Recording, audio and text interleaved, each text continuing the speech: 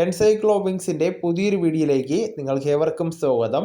ഈ വീഡിയോയിലൂടെ നിങ്ങളുമായി ഷെയർ ചെയ്യുന്നത് സ്വർണ്ണവിലയുമായി ബന്ധപ്പെടുത്തിയുള്ള മാറ്റങ്ങളാണ് ഉൾപ്പെടുത്തിയിട്ടുള്ളത്.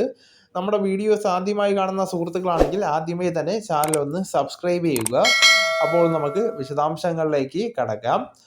സ്വർണ്ണവിലയിൽ വലിയ തോതിലുള്ള കുതിപ്പാണ് കഴിഞ്ഞ കുറച്ച് ദിവസങ്ങളിലായിട്ട് ഉണ്ടായിരിക്കുന്നത്. ഇന്ന് പവന് 80 രൂപ മാത്രമാണ് വർദ്ധിച്ചതെങ്കിലും കഴിഞ്ഞ 3 ദിവസങ്ങളിലായി സ്വർണ്ണവില കൂടിയത് 1360 രൂപയാണ്.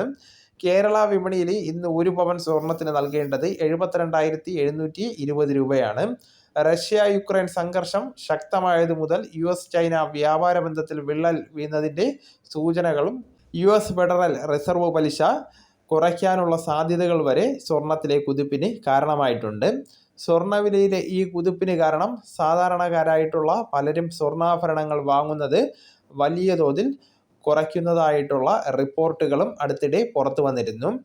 വില കൂടിയ 22 ക്യാരറ്റ് സ്വർണത്തിന് പകരം വിലയും മൂല്യവും കുറഞ്ഞ 21, 18 ക്യാരറ്റിലേക്ക് ആളുകൾ കൂടുതലായി മാറുന്നുവെന്നാണ് റിപ്പോർട്ടുകൾ പറയുന്നത്.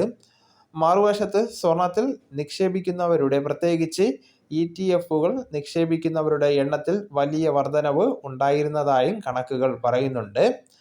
എന്തായാലും വരും ദിവസങ്ങളിൽ സ്വർണ്ണ വിപണിയിൽ വലിയ മാറ്റങ്ങൾ സംഭവിക്കാമെന്ന് നമുക്ക് പ്രതീക്ഷിക്കാവുന്നതാണ്. ഈ വിവരം നിങ്ങളുടെ സുഹൃത്തുക്കളിലേക്കും മറ്റ് ഗ്രൂപ്പുകളിലേക്കും ഷെയർ ചെയ്യുക. നമുക്ക് തുടർന്നും വിജ്ഞാനപരമായിട്ടുള്ള മറ്റ് വീഡിയോസും ആനുകാലിക വിവരങ്ങളുമായിട്ട് വീണ്ടും കാണാം. അതുവരെ ഗുഡ് ബൈ.